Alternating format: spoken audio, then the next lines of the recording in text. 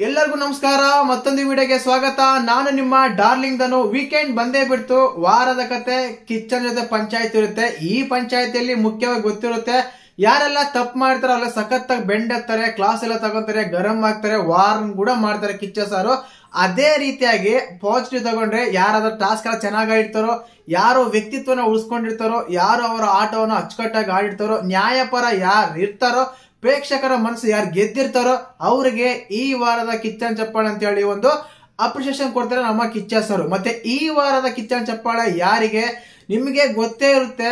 Last week ಅಲ್ಲಿ ಗಿಲ್ಲಿ ನಟನಿಗೆ ಕಿಚ್ಚನ ಚಪ್ಪಾಳೆ ಸಿಕ್ಕಿರುವ ಕಾರಣ ಬಿಗ್ ಬಾಸ್ ಮನೆಯಲ್ಲಿ ವಾರ ಪೂರ್ತಿ ಅದ್ರ ಬಗ್ಗೆನೇ ಮಾತಾಡ್ಕೊಂತ ಬರ್ತಾ ಇದ್ರು. ಅದು ಹಾಟ್ ಟಾಪಿಕ್ ಆಗೋದ್ರಲ್ಲಿ ಗ್ಯಾರಂಟಿ.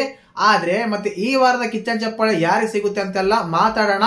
ದಯವಿಟ್ಟು ಚಾನಲ್ ಯಾರು ಹೊಸ ನೋಡ್ತಿದ್ರೆ ಮಿಸ್ ಮಾಡಿದ್ರೆ ಸಬ್ಸ್ಕ್ರೈಬ್ ಮಾಡಿ, ಲೈಕ್ ಮಾಡಿ, ಶೇರ್ ಮಾಡಿ.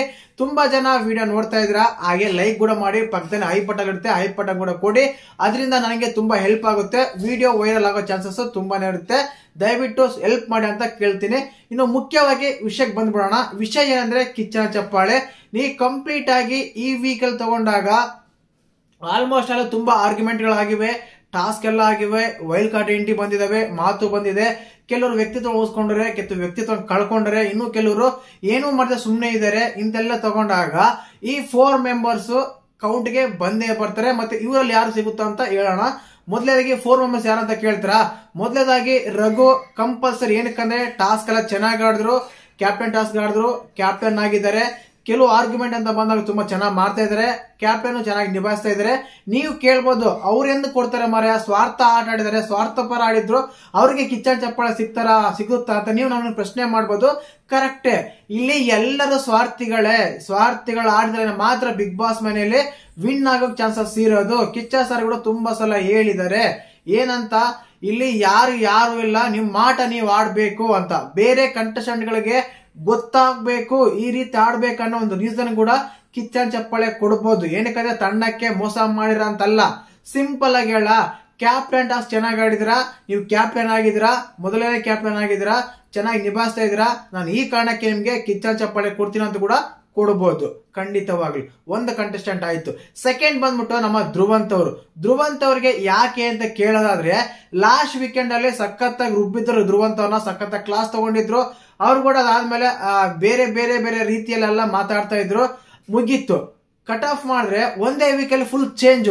ಯಾವ ತರ ಅಂದ್ರೆ ಇಡೀ ಬಿಗ್ ಬಾಸ್ ಮನೆ ಹೌಸನೆ ಉತ್ತಮ ಕೊಡೋ ರೀತಿಯಾಗಿ ಬದಲಾವಣೆ ಆಗ್ತಾರೆ. ಕೆಲವು ಸಲ ನಾನ್ ನೋಡ್ದ ಹಾಗೆ ಕೆಲವು ಎಪಿಸೋಡ್ಗಳಲ್ಲಿ ಅವ್ರು ಕರೆಕ್ಟಾಗಿ ಸ್ಟ್ಯಾಂಡ್ ತಗೊಂಡಿದ್ದಾರೆ. ಎಲ್ಲಾದ್ರೂ ತಪ್ಪು ಅಂತ ತಪ್ಪು ಮಾತಾಡಿದ್ದಾರೆ, ಎಲ್ಲರದ್ದು ಚೆನ್ನಾಗಿ ಮಾತಾಡಿದ್ದಾರೆ. ಕೇವಲ ಮಲ್ಲಮ್ಮ ಮಾತ್ರ ಅಲ್ಲ, ಎಲ್ಲರ ಹತ್ರ ಸ್ಪಂದನ ಆಗಿರ್ಬೋದು, ಗಿಲ್ಲಿ ಆಗಿರ್ಬೋದು, ಇನ್ನು ಬೇರೆ ಹತ್ರ ಎಲ್ಲ ಇದಾರೆ. ಎಲ್ಲರ ಹತ್ರ ಕರೆಕ್ಟ್ ಆಗಿ ನ್ಯಾಯಪರ ನಿಂತಾರೆ. ಮೊನ್ನೆ ಅಶ್ವಿನಿ ಮೇಡಮ್ ಅವರು ಕಾವ್ಯ ಅವರು ಜಗಳ ಆದಾಗ ಕೂಡ ಅದೇ ರೀತಿ ಆಗ್ತಾ ಇತ್ತು. ಕಾವ್ಯ ಜೊತೆಗೆ ನಿಂತು ಅವ್ರು ಮಾಡಿದ ತಪ್ಪು ಅದು ಕರೆಕ್ಟ್ ಅಲ್ಲ ಅಂತೇಳಿ ತಿಳಿ ಹೇಳ್ತಾರೆ. ಆ ರೀತಿಯಾಗಿ ಮನೆ ಕ್ಲೀನಿಂಗ್ ಆಗಿರ್ಬೋದು, ಟಾಸ್ಕ್ ಆಗಿರ್ಬೋದು. ಯಾಕಂದ್ರೆ ಅವ್ರನ್ನೆಲ್ಲ ಟಾಸ್ಕ್ ಏನಂದ್ರೆ ಅವ್ರನ್ನೆಲ್ಲ ಪ್ರೊಟೆಕ್ಟ್ ಮಾಡ್ತಾರೆ, ಸೇವ್ ಮಾಡ್ತಾರೆ ಅವರ ಒಂದು ಗ್ರೂಪ್ ಅನ್ನ. ಅದೇ ರೀತಿಯಾಗಿ ಒಂದು ನಮ್ಮ ರಕ್ಷಿತಾ ಸೆಡೆ ಅನ್ನೋ ಮಾತು ಬರುತ್ತೆ, ಅಲ್ಲಿ ಸ್ವಲ್ಪ ಸ್ಟ್ಯಾಂಡ್ ತಗೊಂತಾರೆ. ಅಶ್ವಿನಿ ಅವ್ರಿಗೂ ಬುದ್ಧಿ ಹೇಳ್ತಾರೆ, ಇದಲ್ಲ ಮೇಡಮ್ ಇದಂತ. ಈ ರೀತಿಯಾಗಿ ಪ್ರತಿ ವಿಷಯ ಬಂದಾಗ ಕೂಡ ಎಲ್ಲೂ ಕೂಡ ಸ್ವಲ್ಪ ಗ್ರೂಪಿಸಮ್ ಆಗ್ತಾನೆ, ಇನ್ನೊಂದು ಕಡೆಗೆ ಹೋಗ್ತಾನೆ. ಅವರ ವೈಯಕ್ತಿಕ ಒಂದು ವ್ಯಕ್ತಿತ್ವವನ್ನು ವ್ಯಕ್ತಪಡಿಸಿದ್ದಾರೆ, ಚೆನ್ನಾಗಿದ್ದಾರೆ ಈ ವೀಕ್ ಅಲ್ಲಿ. ಅದೇ ರೀತಿಯಾಗಿ ಇವೆಲ್ಲ ಕನ್ಸಿಡರ್ ಮಾಡಿ ಕೂಡ ನಮ್ಮ ಕಿಚ್ಚನ ಚಪ್ಪಾಳೆ ಧ್ರುವಂತರು ಸಿಗ್ಬೋದು. ಬಟ್ ಒಂದೇ ಒಂದು ಮೈನಸ್ ಇದೆ. ಏನ್ ಗೊತ್ತಾ ಮೈನಸ್ ಅಂದ್ರೆ, ಇಲ್ಲಿ ಬಿಗ್ ಬಾಸ್ ಬಗ್ಗೆನೇ ಇದು ಮಾಡಿರ್ತಾರೆ, ನಾನು ಕ್ವಿಟ್ ಆಗ್ತೀನಿ, ನಾನು ಹೊರಗಡೆ ಹೋಗ್ತೀನಿ, ಅದು ಮಾಡ್ತೀನಿ, ಇದು ಮಾಡ್ತೀನಿ ಅಂತ ಹೇಳಿರ್ತಾರೆ. ಅದ್ರ ಬಗ್ಗೆ ಕೂಡ ಸ್ವಲ್ಪ ಕನ್ಸಿಡರ್ ಮಾಡ್ಬೋದು.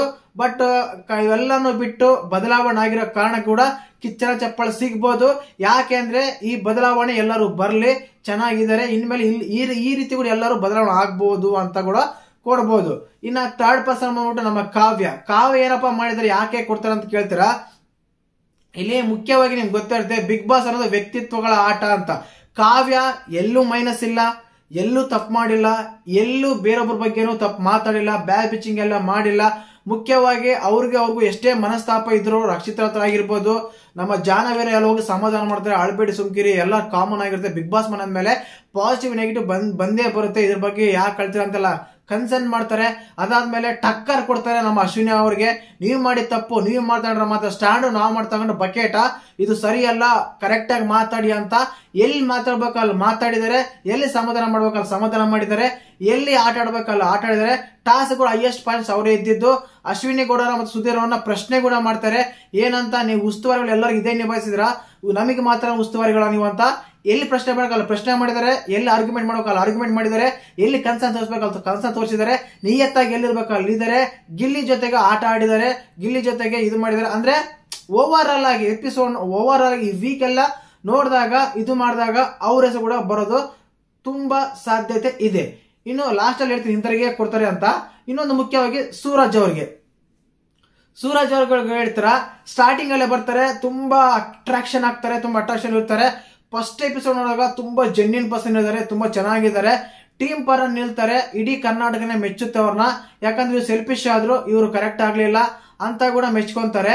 ಆದ್ರೆ ಇಲ್ಲಿ ಮುಖ್ಯವಾಗಿ ಆ ಒಂದು ದಿನ ಬಂದ್ರೆ ಇಮೇಜ್ ಅದೇ ರೀತಿ ಕಾಪಾಡ್ಕೊಂಡು ಅದೇ ರೀತಿ ಇದ್ದಿದ್ರೆ ಡೆಫಿನೆಟ್ಲಿ ಇವ್ರಿಗೆ ಸಿಗೋದು ಕಿಚ್ಚನ್ ಚಪ್ಪಾಳೆ. ಆದ್ರೆ ನಿನ್ನೆ ಎಪಿಸೋಡ್ ಅಲ್ಲಿ ನೋಡೇ ಇರ್ತಾರ, ಒಂದ್ ಸೈಡ್ ಆಗ್ಬಿಡ್ತು. ಎಷ್ಟು ಪಾಸಿಟಿವಿಟಿ ಸಿಕ್ಕಿತ್ತೋ ಅಷ್ಟೇ ನೆಗೆಟಿವಿಟಿ ಆಗ್ಬಿಡ್ತು. ಆ ರೀತಿ ಆಯ್ತು.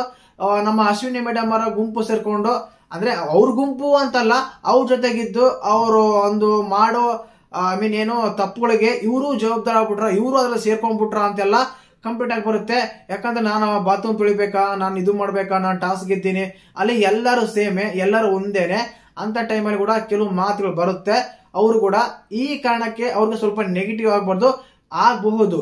ಇಲ್ಲ ಕಂಪ್ಲೀಟ್ ಆಗಿ ಅವರ ಒಂದು ವ್ಯಕ್ತಿತ್ವಕ್ಕೆ ಪ್ರಶ್ನೆ ತೆರೆದ ಕಾರಣಕ್ಕೆ ಅವರು ಕೂಡ ಕಿಚ್ಚನ ಚಪ್ಪಾಳೆ ಸಿಗಬಹುದು. ಈ ರೀತಿ ಇತ್ತು.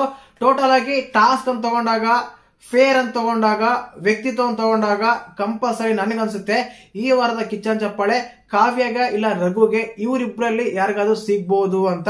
ಮತ್ತೆ ನಿಮ್ಮ ಪ್ರಕಾರ ಈ ವಾರದ ಕಿಚ್ಚನ್ ಚಪ್ಪಾಳೆ ಯಾರಿಗೆ ಸಿಗ್ಬೋದು ಅಂತ ಕಮೆಂಟ್ ಮಾಡಿ. ಮುಖ್ಯವಾಗಿ ತುಂಬಾ ಜನ ರಘು ಮೋಸ ಮಾಡಿದ್ರೆ ಟೀಮ್ಗೆ ಯಾಕೆ ಸಿಗುತ್ತೆ ಅಂತೆಲ್ಲ ಕೇಳ್ಬೋದು. ನನ್ನ ಪ್ರಕಾರ ಅದು ಬಿಗ್ ಬಾಸ್ ಮನೆಯಲ್ಲಿ ಇನ್ಕ್ಲೂಡ್ ಆಗಲ್ಲ. ಕೊನೆಗಿರೋದು ಒಬ್ಬರೇ ಇರ್ತಾರೆ. ಅದು ಹೊರಗಡೆ ಆಗ್ಲಿ ಒಳಗಡೆ ಆಗ್ಲಿ ವ್ಯಕ್ತಿತ್ವ ಅಂತ ವ್ಯಕ್ತಪಡಿಸಿದಾಗ ಅವ್ರು ಕ್ಲಿಯರ್ ಕಟ್ ಆಗಿ ಹೇಳ್ತಾರೆ, ನಾವು ಒಂದೇ ಬಂದಿರೋದು, ನನಗೆ ಟೈಮ್ ಬೇಕು, ಇವ್ರನ್ನ ಯಾವಾಗ ಬೇಕಾದ್ರೂ ಮೆಚ್ಚಿಸಬಹುದು, ಆದ್ರೆ ಹೊರಗಿಡೋರ್ ಮೆಚ್ಚಾಗಿ ನಂಗೆ ಟೈಮ್ ಬೇಕಲ್ಲ ಅಂತ ಹೇಳಿ ಟೈಮ್ ತಗೊಂತಾರೆ.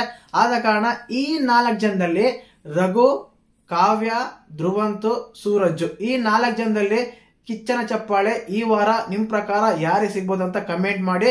ನನ್ನ ಪ್ರಕಾರ ಕಾವ್ಯ, ಧ್ರುವಂತ ಸಿಗ್ಬೋದು, ಇಲ್ಲ ಕಾವ್ಯ ಒಂದು ರಘು ಅವ್ರು ಸಿಗ್ಬೋದು. ಕಾವ್ಯ ಅಂತ ಕಾಮನ್ ಇದ್ದಾರೆ, ನೋಡೋಣ ಯಾರಿಗೆಲ್ಲ ಸಿಗುತ್ತಾ ಅಂತ ಹೇಳಿ. ನಿಮ್ಗೆ ಯಾರಿಗೆ ಕೊಡಬೇಕು, ಯಾರಿಗೆ ಕೊಟ್ಟ ಚಂದ ಇರುತ್ತೆ ಅಂತ ಕಮೆಂಟ್ ಮಾಡಿ. ಹಾಗೇನೆ ಚಾನಲ್ ಯಾರನ್ನ ಹೊಸ ನೋಡ್ತಿದ್ರೆ ಮಿಸ್ ಮಾಡ್ದೇನೆ ಸಬ್ಸ್ಕ್ರೈಬ್ ಮಾಡಿ, ಲೈಕ್ ಮಾಡಿ, ಶೇರ್ ಮಾಡಿ. ಜೈ ಹಿಂದ್, ಜೈ ಕರ್ನಾಟಕ ಮಾತೆ.